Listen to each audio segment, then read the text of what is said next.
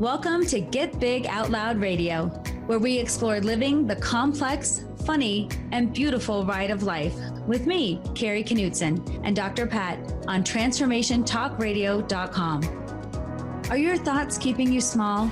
Are you ready to get big? I will offer you ideas to transform what you are thinking into conscious action. Explore what is keeping you small and how to shift your behaviors in order to get big. Learn what is possible for you. Get ready to get big and live life out loud starting now. Hey everyone, I'm Dr. Pat, and this morning I was getting prepared for the show with the most amazing Kari Knutson.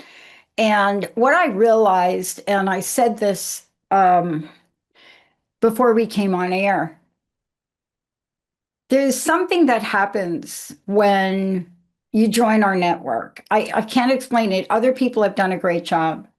But I said to Kari, and this is really true, you can't create a human potential consciousness network without an emotional feeling towards your hosts. This morning, I let Kari know that hosting is what she does. But she is our friend. She is part of our family. That's the way we look at it, and that's the way we feel. And every day I feel blessed and honored because today's topic is so pertinent to what so many of you know is the truth right now. Today we're talking about there is a season. And for all of us, and I don't think we have the rights to play this song, Emily, but you'll have to ask Jessica.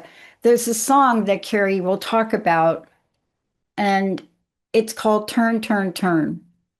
And I grew up with that song, but your life, when I think about you, look at you, counselor, coach, keynote speaker, you coach other people, you help people walk a path to their greatest life, their greatest dream.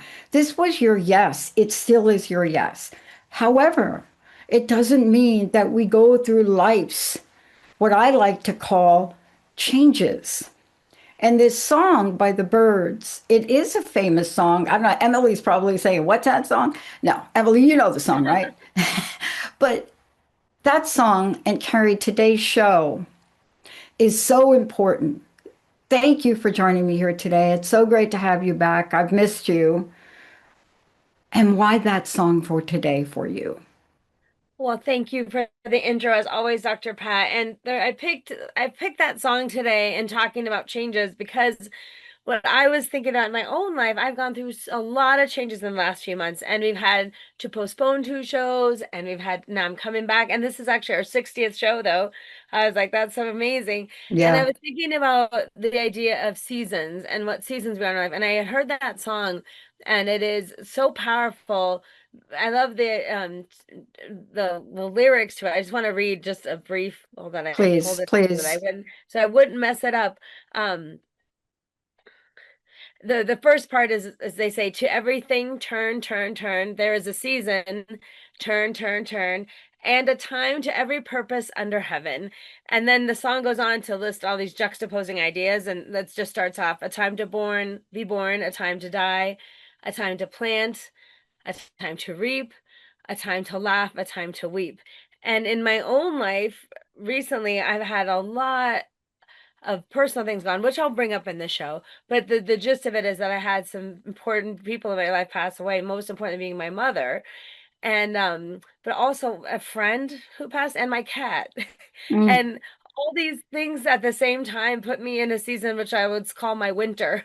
And it's hard to in the moment really adjust to all that loss like at one time. And I wanted to talk to you about the seasons of our life and to think about so many times in society we want to get to the positive part or what's next or solve a problem or look on the bright side or find the silver lining. And it made me think about how sometimes it's just not the most appropriate path, and it diminishes us from experience the season we are in. And the idea of, can I be in this season and can I recognize what it offers me? And then can I also sit with it? instead of trying to fix it or move through it quickly. And that's what made me think of nature and how beautiful nature is and how it takes its time and it offers every season in its entirety. Nature kind of shows us the way. So I wanted to talk in this show about that. And I felt that that song, it was so perfect. And if you don't know the song, it's by the Byrds and you can look it up, but it's really speaks so much to that. And I thought it was a perfect representation of where I am right now in my season. Yeah. And I want to just comment on that song because those of you that are even around to remember the timing of that song, it was a time in the history of this country, at least, but other countries, but this country in particular, where we were going through so much of what we hear. A time to be born, a time to die, a time to plant, a time to reap, a time to, and yet in life, we so often forget we have the ability to live it fully. And you see, for you and I today, we happen to be immersed, whether we like it or not. Hello. We may not always like to be positive talk radio, right? But there are some days where we can look at light and we could look at it in the most incredible ways, paradoxically. But we could also look at it as how resilient we are, Kari. I mean, I was just listening to you and I was thinking to myself, Mama used to say, Mama Doris, she said, girls, y'all, let me tell you, when it rains, it do pour. Well, and sometimes in life it does. And that's why you have to, for me as someone who thinks about these things and thinks about psychology and thinks about the processes, sometimes I feel like it's easy to say like this is how other people experience this or this is how human beings and then experience it. And then when you experience it yourself Yeah, and you become human in the way of like I cannot skip the line with this. I cannot bypass this. I can't use my intellect to analyze this. It's just hard. yeah, And sometimes those things in our lives when you just like, I'm being really human right now, like I'm just sitting with it. And a lot of times too, I think we wonder how other people get through things and we yeah, maybe guess or assume. And then when things happen to us, sometimes we think, look, how am I going to get through this? Right? How am I going to get through this season in one piece? And how am I going to move to the next? And that's another reason why I thought about the seasons as a yeah, metaphor, because I was looking at one of our trees. I'm in Colorado right now in Denver, and one of our trees is starting to turn. And I was looking at it and I wasn't like, oh no, the tree is dying or whatever. In fact, I was like, oh my gosh, look how beautiful the tree is. It's changing, it's evolving. And I looked at the tree and then I thought, I know that your leaves are going to change and then I know they're going to drop and then I know you'll be bare for a few months. And I know inside you, little tree, you will be getting ready for spring. And I thought about that as also in my own life. I was like, I am changing and there's beautiful parts to it and there's hard parts and there's time that you just need to sit with it and you can't like rush it. And so that made me think too how beautiful the seasons are, but also what nature can teach us. And just looking outside at my little sweet tree and thinking, that's me. That's what I'm doing right yeah, now. I'm yeah, changing and turning and I'm owning too that the season of what I'd call wintering right now for me is teaching me a lot. And it's hard, but it's also there are parts in it that are like I'm learning something about myself. I'll use this for later. And also choosing to share it, I think in a place where I'm not so triggered by everything and feeling like I can't even talk about it. I can talk about it now in a way that hmm, there's a beautiful quote that says, can you share your scar and not the wound?" And for yeah, me, I'm not in the wound place right now, where I'm more in this the scarring over place. And so I feel like if you yeah, can talk about some things, and hopefully in the talking and the sharing, we connect with other people in a way it connects to our humanness. yeah, It's not about our jobs or our knowledge or anything else. It's like how we as humans go through things and sharing it. The goal of today, again, is to give people some ways to think about the seasons of their life and yeah, think about what they're going through and to see it in its totality as something that that holds some beauty and that holds some growth and that holds an idea of like the seasons change, and Yeah. so will you. And we don't have to be scared that we'll be wintering forever, because spring always comes. Yeah. But let's talk about the incredible timeline, or better yet, the paradoxes, because a large part of this is we go through phases and transitions. And I made a very purposeful decision months ago, and I made this declaration without asking permission, of course. But I got to a point in my life where I looked around and I looked at, and Linda and I have known each other since 1972. And both of us are experiencing the same thing. I'm better at blurting it out. That's my little Sagittarius. Linda's like a triple Virgo, so she's going to keep that all in until she works out the details, right? But it really struck me because she's still here in Seattle, right? And the universe is smart because both of us realize we can't fly. We're not considered real people because we don't have a real ID now with the new real ID law. And and I looked at that for a minute and I thought, "Oh, thank you." And then I realized, what the are we doing? What are we doing? You know, when you have a best friend or somebody close to you, right? This is what we're talking about. There are life changes, changes with family and children. But there are some things that you can make decisions about where you say, why are we going to continue to do this? Why don't we find another option? But you have children, and children provide daily, if not frequent, milestones, like little Bobby walked, right? You know, so we're not having Bobby crawling anymore. I'm not saying you have a Bobby, but you get what I'm saying. But we go through phases with our children, and we go through phases with people that are close to us. And so for you, what is it like to have this pathway of life with your own personal, familiar, your family relationships? And our heart goes out to you, Kari, about your mom. You know, so much, you know, we're right there with you, many prayers. But that's not the only change in our lives. We can change our relationship with the closest family member, like your daughter, for example. Yes, I sent you a story about my daughter because I was trying to think of the paradoxes of life that we hold, the Yeah. paradoxes, and it came to me. So it was again just a moment of real learning. So my daughter Annie is 16 and she has her license and she got her car, and it's a sweet little used car, and it's like it's this little blue Nissan, and it's like she's taking so much care to like clean it up, and it's like from 2007, right? So it's this older car. And the first day she was going to drive to school by herself, park her car. I was so excited, and she was so excited. We were like, there was palpable, like, okay, here's your first day. You're gonna drive to high school, right? And I was so happy in the moment, and I told myself, just be joyful and tap into her energy. And I just watched her pull out of the driveway, and I watched her all the way to the end of the street so I couldn't see anymore.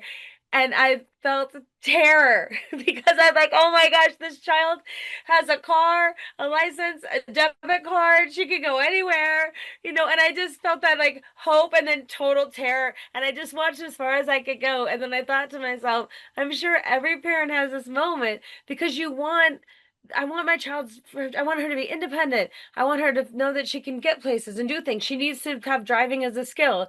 It's time in her life. It's the time.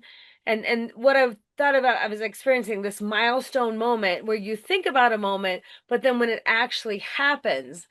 And so I know she's going to drive for a long time, but that was the day it happened. And so I was in this paradox of, I'm so happy for her, and this is what we wanted, and this is her independence, and I'm so terrified, and I'm also sad because it means part of my life is over. When I used to drive her everywhere, when I used to know where she was, I'm gonna miss those times in the car. I miss my littler version of Annie, and I was holding those two things, and I thought, this is the paradox of life, and how two things, competing things, can be true for us, and how understanding the paradoxes are really helpful, because then you don't get so hooked in to one or the other, and you can sit in that space. But that's the middle space, and I say you can't skip this weirdness, you can't skip it.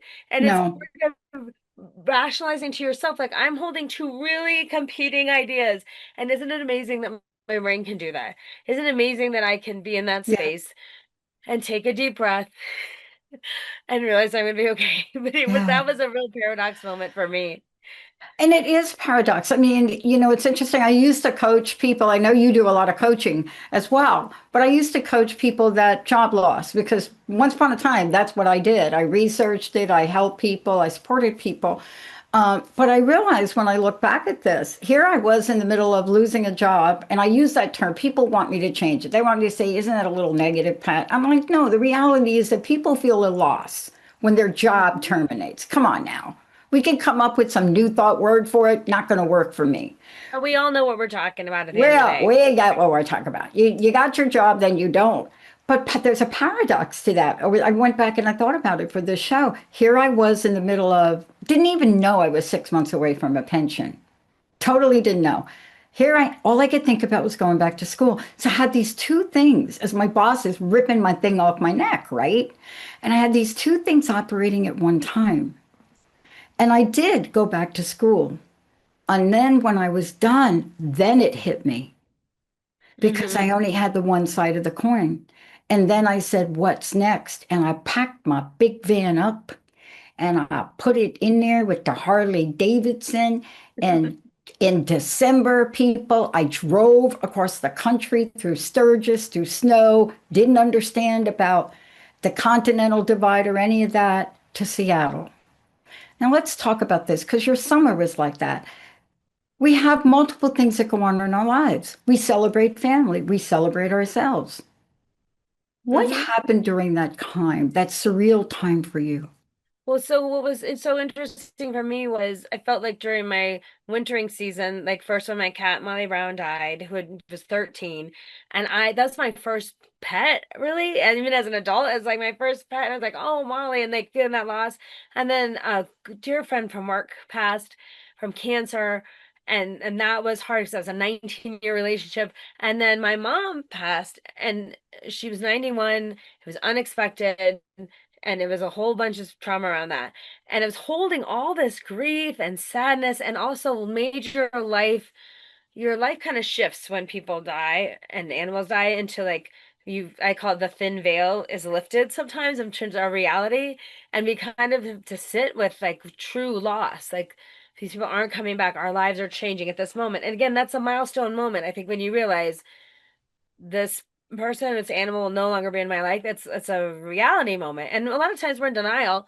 And I think when the reality hits, it's hard. So we're sitting with those feelings and thoughts. And um I was kind of wondering to myself, when will I feel okay again? Yeah, And yeah. it's so part of the time to say, I'm not okay. I'm not feeling okay, right?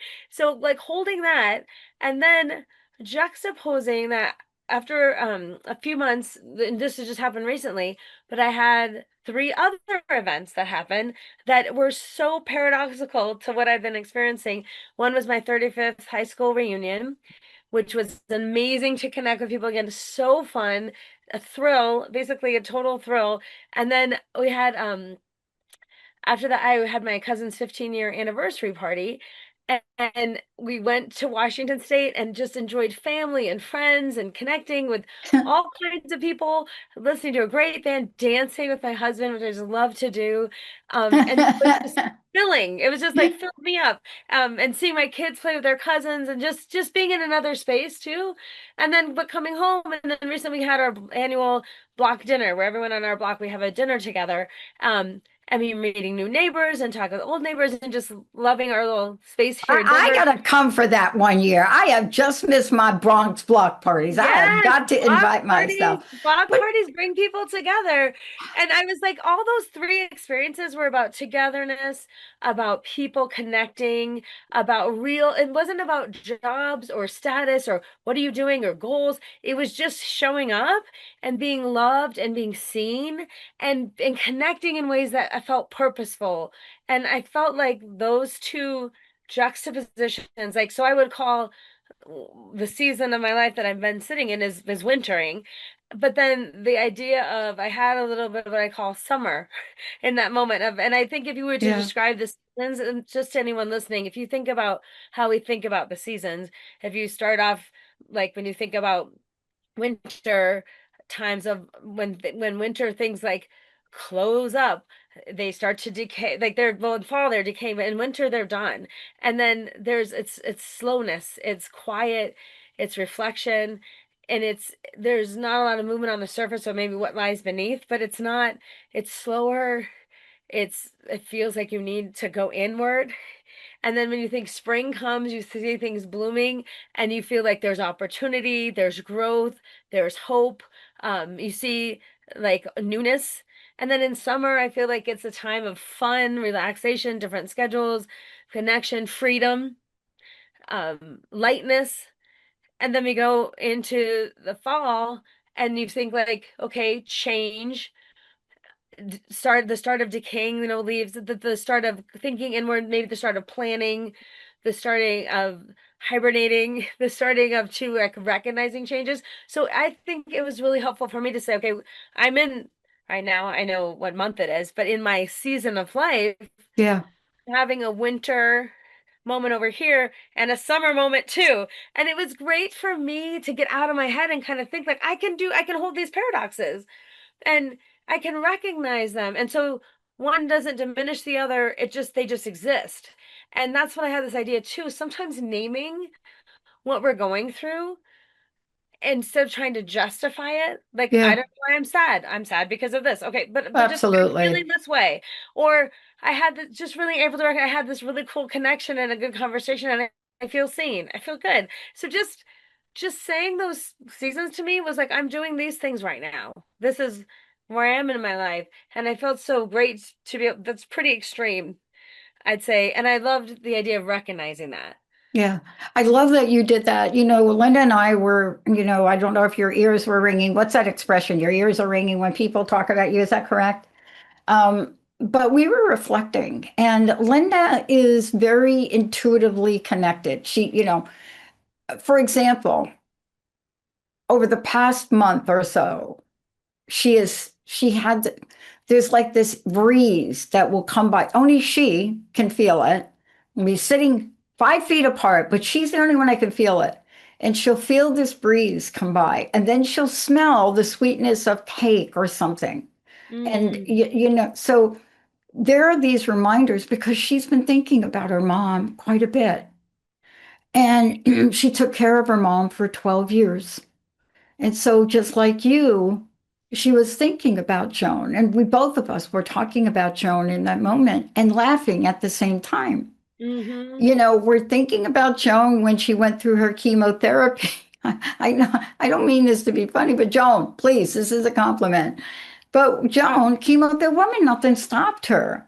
And she had multiple occurrences, and thank God for Mary Jane, who extended her life.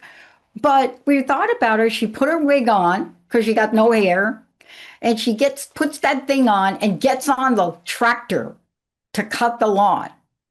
And you could see you can see Joan riding around with the wig. You gotta like, and every once in a while push the wig back up there. And those are fun memories, even though you miss her to death. But time, and the seasons change. Yes, Um, and they do. to your point right there, I'd like to say sometimes when we Sure. have a traumatic event like someone passing, we think of their lifetime as that moment, and it's hard we get triggered into thinking about the trauma or their event, and sometimes you have to think about their life is longer than that moment. So the fact that you can be sad that she passed and then remember the funny story of her wig and the tractor and like think about like that was her life, right? That was more of her life. And the fact that she's gone is what we miss. And the fact like how she died and that like probably those memories are very triggering for a lot of us. And so sometimes our brain gets hooked into that. And so recognizing too, like that was a moment in their life. That was their season, a time to be born, a time to die, as the song says, but it's what's in the middle. Between when you're born and when you die, and being able to remember people or situations and laugh or see hope or see their life in totality, not just how they passed or not just the end when it got hard. I think that's another part of recognizing the scope. Like if you look at seasons throughout the year, look how many things you can experience. Look how many things you'll go through. Look at the promise and hope of each thing and Yeah. look what each season brings us. And so I like that example as a way not to get so hooked in to the loss that you forget. Yes, that Mhm. is one part of this story, but I don't want to miss the part between a time to born and a time to die. There's so much in the middle that we want to remember and that we want to talk about that helps us get through it. And that's a really great point to think about in the middle of those paradoxes is like a lot of stories in the middle. Yeah, and we're going to take a short break because when we come back, we're going to talk about the middle. And what does the middle look like? For a moment, just think about your own life right now. And maybe you haven't lost someone, but let's just think about it. So many of you reach out to me and talk to me about still having memories that you went through the pandemic. Some of you are experiencing job loss, like 500,000 women. Hello. But for the most part, what happens is things operate simultaneously. When we come back, we're going to share a couple of stories. How is it for me, the owner of the Transformation Network, Transformation Talk Radio, all of that?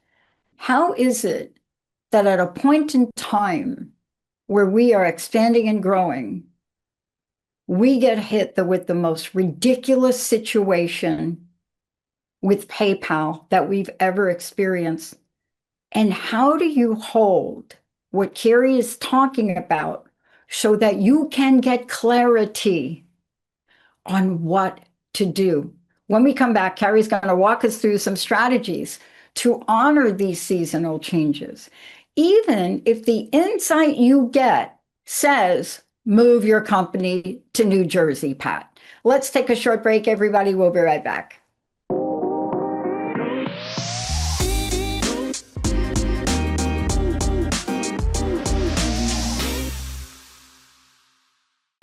Welcome back, everyone. You are listening to, I'm Dr. Pat, and I get to take this beautiful, beautiful, complex, funny, and beautiful ride of life with the most amazing Kari Knutson. Get Big Out Loud. This is her show. There is a season today. But before we talk about the season, I want to just make sure people know how to get a hold of you, where they can find you. Tell us a little bit about your coaching. And the reason I'm asking you is because we are going to talk now about practical strategies, because this is what you do. You help people. Mhm. So how do people find out more about you, Kari? Yeah, they can go to knutsonspeaks.com and all the information about coaching and training is up there. And through my company, I love creating presentations and workshops that are customized to things like the coming up with this talk, like is a customized idea, and working with people on the things that they're dealing with as they go through their seasons as part of my coaching work as well. So let's talk about it. We've given people a couple of situations. I know for me, these past 6 weeks have been both what is the expression, a blessing and a curse? I don't actually believe that curse thing, but the point is it's paradoxical. It's how Yes. does one thing that seems so gut-wrenching, how do we get through it in a great way so that we could see the outside of it, the other side of it? How do we get through something so that we see a broader clarity in our life? Yes, and that's what I wanted to think about using this podcast as a platform for not only reflection but growth and thinking, okay, now what? Now you have this idea of the paradox. So what do you do with that in order to help you move through your season in a way that is not contrived or not forced on some kind of timeline, but allows you, I think, to sink deeper into that middle space of like, what do I need right now? And so part of moving through the paradox of holding these two extremes is to think about how how much we really know ourselves if we listen to ourselves, like, and asking like, what do I need right now? And I feel like sometimes in our society we do this, we're like, okay, I'm having this problem, what do you do about it? What book should I read, what seminar should I go to, what things should I be eating, what should I do? And we like look around at everything else and we kind of grab at straws. And I feel like what's so beneficial If we can instead at first look within, and I call this mining for gold because there's so much good information inside us. Like, but to say to ourselves, what do I need right now? And sit long enough to know the answer. Like, sit long enough with yourself to say, well, maybe I want to try this. I could try this. I think our brains are sometimes hardwired to just um to say, I don't know what I need, or I'm not sure, or somebody else has the answer. And that's the part of, I think, real self-growth and awareness is, what do I need right now? Something else might work for another person just great, but it might not work for me. And then I'm kind of left at my starting point again when I don't really track my own needs first. And Yeah. so part of the paradox in that middle space is saying, okay, first getting real quiet and really sitting with, what do I need right now? And sometimes it's not doing something. And that's another thing I want to say. Sometimes we try to, I'll do this to feel better. I'll do this to move forward. And I think that's the beautiful part of a wintering season, that what it teaches us. Sometimes you just sit with your stuff for a hot minute and you just Yeah. are allowed to feel the feels, because I tend to think sometimes we push past our feelings so fast that they always come up again later, and it's so inconvenient because I just want to get over this. I don't want to be this way anymore. And so we push through trying not to be that way. And then later we're like, oh, this feeling came up again. And like, of course it did, because you hadn't really processed it. And the way I like to think about feelings are like, it's like holding water. A feeling doesn't stay forever. And just like you can't hold water forever. If I'm holding water right now, it will go pass through. But sometimes we cling to a feeling so tightly and it can't just flow. And feelings are meant to come and go. And if you think about in your own life, like I know just yesterday I was upset about something and I can't even feel that same amount of upsetness today.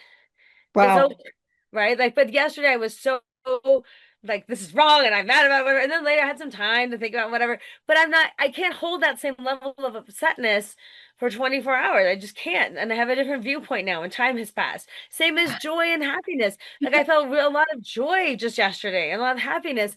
And that feeling, again, I can't hold that same feeling in the same way. And that is helpful sometimes, especially when our hard feelings, it will not stay this way forever, and I shouldn't try to skip the line. So sometimes the best advice is like, sit with what you're at. Name what it is. So first sitting with just sitting in it without trying to push too far, because you have faith that it will pass.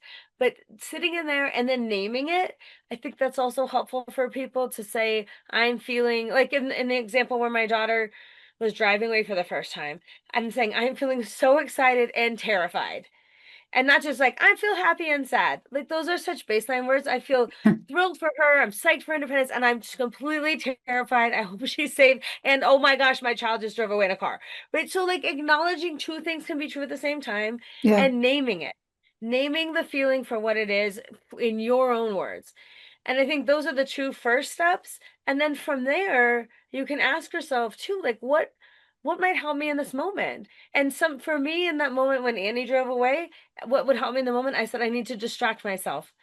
I want a distraction because there's nothing I can do about it right now. And I Yeah. wanted to distract myself into like not hooking into all those emotions. I was like, this won't be helpful to me. So I distracted myself by going outside in my backyard doing something I love, which is gardening. And I Wow. just like deadheaded some of my flowers, but I thought I was outside cleaning up the garden a little bit. And then I felt better. Right. I was like, I need a distraction right now. And then I honored that that was a distraction because I didn't want to get hooked into, then what am I going to stand there? I didn't I I just didn't need that. Yeah. That wasn't helpful at the moment. And also thinking about what was helpful when I was thinking about my mom and her passing. Like for a long time I didn't want to talk about it or say anything about it because it was so internal. And then I realized I want to start talking about it. And sometimes that's so helpful too, naming what's going on. But then do you need friends? Do you need family? Do you need a therapist? Do you need to reach out to people? Like sometimes talking about what's going on in that middle space, it can be really helpful and valuable to sort it all out. Another thing that can be helpful too is recognizing the need for symbolism. And sometimes it's helpful when you think about well, how am I remembering this moment or symbolizing it or honoring it or remembering it?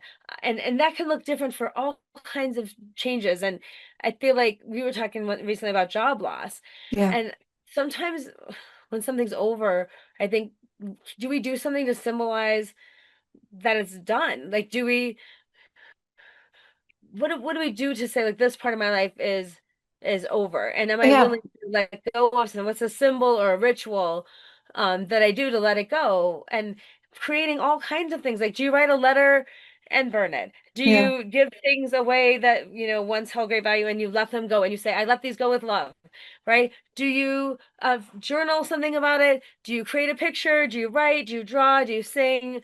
Do you I think sometimes with rituals too, like I like because I like to garden, but like planting something as a symbol of like things will grow again. And so to me in my garden, just Yeah. planting something feels symbolic and trying to honor. Like when Molly Brown died, she had this place outside that she used to love to sit in the sun.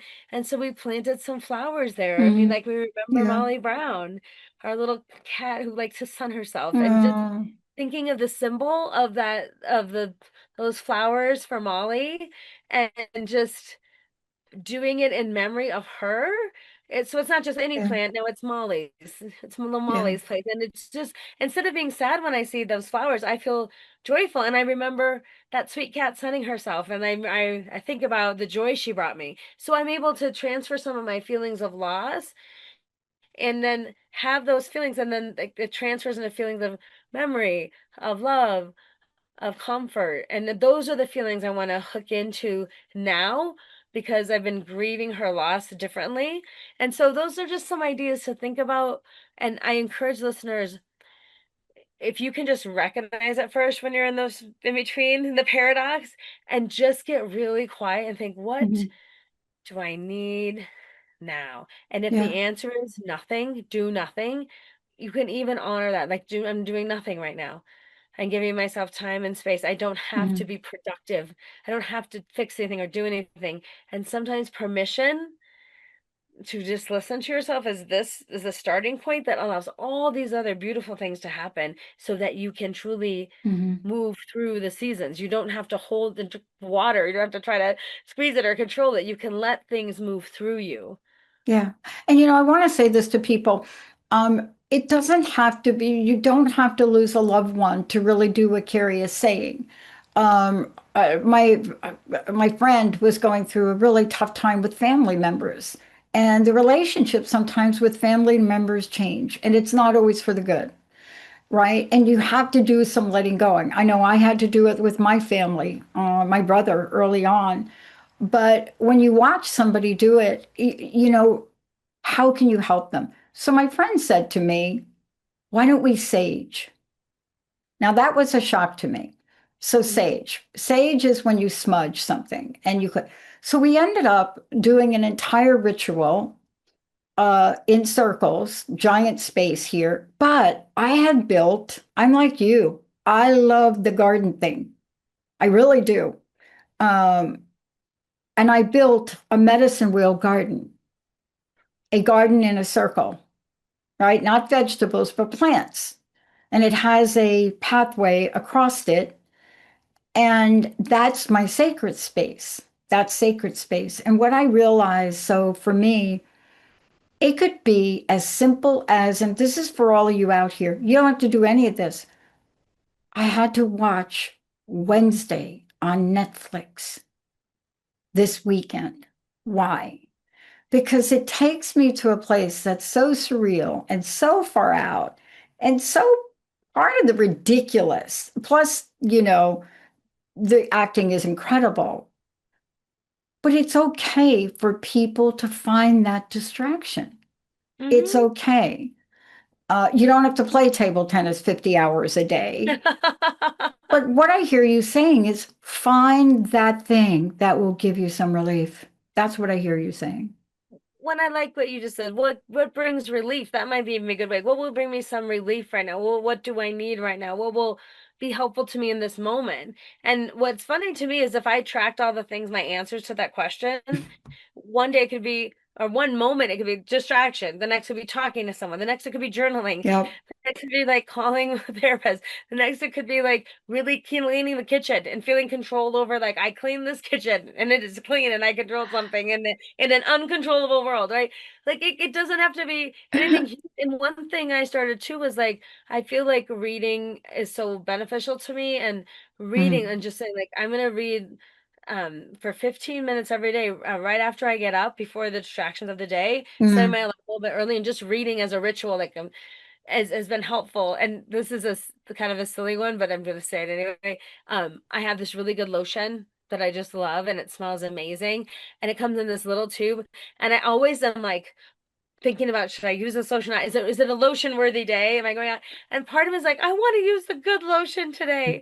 I want to take care. I want to use the good lotion, right? And I thought that's so funny that here I am like squandering this lotion. I know I could get more, right? But I was just like, today I want to give myself the good lotion, and that was enough to like take care of myself. And I think what we're talking about is like, how do we take care of ourselves through life, right? How do we take care of ourselves as life goes on? And there's a beautiful there's another song that I just love, this Stevie Nicks song, Landslide, when she says, Oh, can I handle the seasons of my life? And then she answers back, I don't know. And I think that's all the best any of us can really, if we're really being honest, can I handle the seasons of my life? I don't know. yeah, And I'm going to try. yeah, I'm going to try. I'm not going to give up, because living in the paradox is a lot. And the middle space between the two things is the growth, is the opportunity, but we need something to help get us through, because sometimes we get stuck. Sometimes it's really hard. Sometimes we're living on one side of the paradox so hard we can't see the other side. hmm, And also the view to me from either end is hard. And that middle space is where we're living our lives and trying to make sense of things. And so taking care of ourselves for the journey, getting to know ourselves for the journey, cultivating communication where we can talk not only to ourselves but to other people about what we need, and showing up for ourselves to be really kind during the process of it. And even today, I think what I feel like I'm doing, like sharing our truths, even though they're difficult, or it might be awkward in some ways, like sharing our humanity with each yeah, other can feel really touching. It can be gratifying in a way that, um to me, very few things, I can't think of anything more gratifying, yeah, honestly, than that type of connection we can have with other humans as we share our experience. yeah, yeah. The sport I play, but my partner, my friend, is going through extraordinary chemotherapy to save his life. And I always look forward to him when he comes and plays. I'm going to be playing with him later tonight. And yet I know he's down a court, right? And it Mm. doesn't matter to me. And I'll slow down the game. But it's really paradoxical in a sense that I'm watching somebody do something they really love, and I'm watching the pain in him doing it. And, to be part of that process, for those of you that are the watchers, let me call you the watcher. Maybe you're not the one going through it, you're the watcher. You're the one that's observing. And I think also, Kari, what we're talking about, if that's you, if you're the observer, and maybe this will trigger some things in you, but what we're asking you to do is please attempt to be present. Please attempt to acknowledge, but not pity. Please attempt to help somebody raise up, but not fix them. Please Mhm. attempt to be in that, walk in that space. It's like Monica Sickart said, may you walk in beauty. You see, that's how you can be there, is by being there. And that's part of the lesson today. Um, Kari, when you look back now and we come full circle on this, what are the messages you want to leave people with? Because people may be like you or like me, gone through this, and yet, or like my friend, and yet others may not know how to be with us when we're going through it, unless you want to watch Netflix with me. But outside of that, what can we share with people about how to orchestrate their being during these times? Well, and I think what's interesting about this idea is that nobody knows the thing to do. No one says like, do this and you'll be okay. And I think the good thing is we can say, here's what I'm trying, or like in sharing that. And I think it's also to know I will probably, I know for sure I won't have a season like this again because these like Molly Brown, my friend from work who died, and my mom, those situations are now over, and those relationships are now, I'm it's a one-sided relationship now, right? So I won't lose them again. And so to me, I won't go through this exact season again, but I'll go through loss again, I'll go through pain again, I'll go through feeling isolated again, I'll go through like grieving again. And so taking the lessons from this experience and remembering them, and remembering like how did I get through it, right? And how, what was helpful, and also honoring that this season is helping me get to the next one. And to remind myself, don't skip the line. You can't skip the line. You have to go through this. um there's a saying that is, you can go through something or you can grow through something.